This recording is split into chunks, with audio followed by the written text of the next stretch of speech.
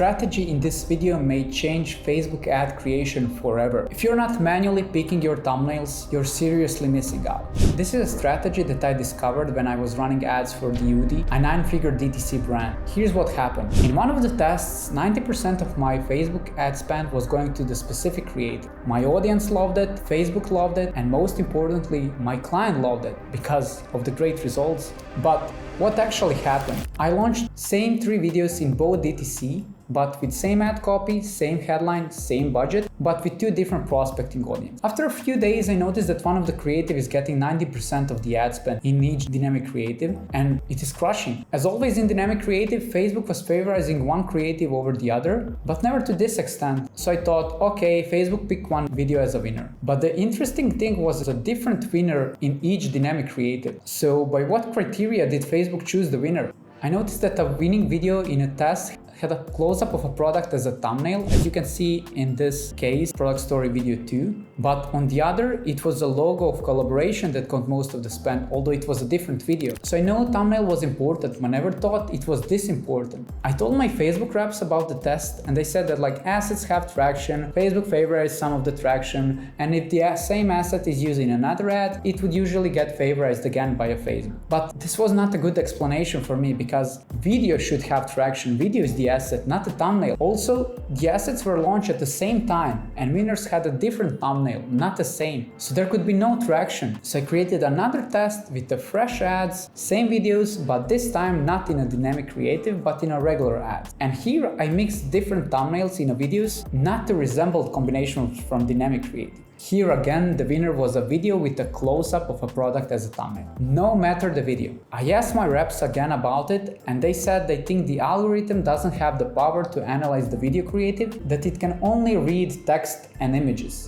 To be honest, not sure if it's Facebook who's favorizing the thumbnail or a user, considering they see a thumbnail only for a fraction of the second if the videos are on autoplay. And I checked the breakdown, it was clearly visible that over 99% of the videos were started on autoplay. So it seemed like it is an algorithm thing. So it got me thinking how many potentially good videos were wasted just because I chose a bad thumbnail. So from now on, I'm testing each video with 2 different thumbnails to increase my chances of finding a winning thumbnail. So here's my full step-by-step breakdown how I'm choosing thumbnail. Number 1, I always test at least 2 or 3 different thumbnails per creative. Number 2, I always, and I mean always, select the thumbnail manually. Number 3, if I have a hook that's communicating the angle, then I select that initial frame from the video as a thumbnail. That's my first variation. I want the hook and a thumbnail to be aligned. Number 4, then I have one additional thumbnail from the video. I always try to find some frame that I think could be a good performer. Close-up of a product, a person face, something weird, something catchy. Number 5, I often test one additional custom thumbnail. That's usually either a winning thumbnail style from the previous winners, or number 2, a custom-made image that serves only as a thumbnail, that's not visible anywhere in the video.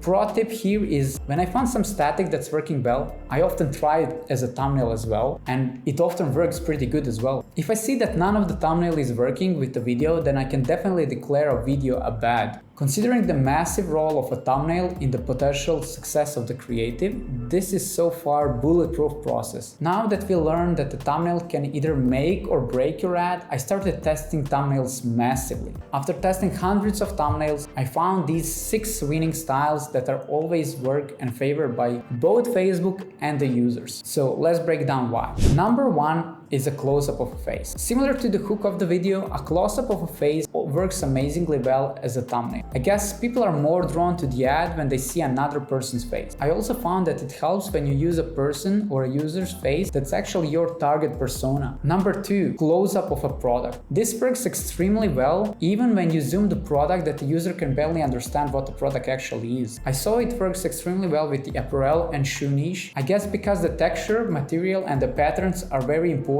in those niches. Number 3, something weird or satisfying. Just think of all of those TikToks that you watch. It's in human nature to like patterns, symmetry and repetition. But tip here is, don't just throw a random shot. Make it relatable to the rest of your video. Number 4, a split screen or a collage style. This is again something unexpected in the feed, so it gets attention. This was a style that I found out after having a winning static ad and decided to test it on a video, and it often works pretty good. Number 5, pain point with an X sign. Using an X sign or a check mark worked really great grade for us is static, so we started testing it on a thumbnail. Oh boy, was that a good decision. Combining it with the problem of your target audience is a match made in heaven. For example, it asks here, do you have a hump on your back, and like this is an X, so you immediately understand this is a problem. Number 6, a custom thumbnail. If there's no frame in the video that is from one of those 5 styles that I previously explained, I get my designer to create me a custom thumbnail. A note here is to have a format of the image that's the same as your video. So for example, if the video is 4x5, the thumbnail also needs to be 4x5, because if you use 1x1 image, it would get stretched.